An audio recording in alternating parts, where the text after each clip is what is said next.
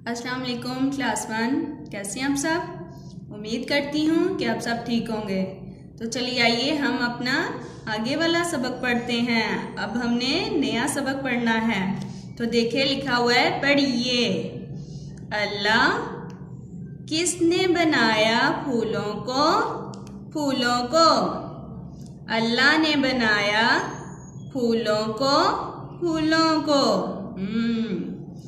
किसने बनाया तितली को? तितली को। अल्लाह ने बनाया तितली को, तितली को। किसने बनाया मछली को? मछली को। अल्लाह ने बनाया मछली को, मछली को। किसने बनाया हम सबको? हम सबको। अल्लाह ने बनाया हम सबको, हम सबको। ये थी हमारी नज़म। ठीक है, तो नीचे देखें, उन्होंने लिखा हुआ है, इस नज़म को खुश खत नकल कीजिए और ज़बानी याद कीजिए।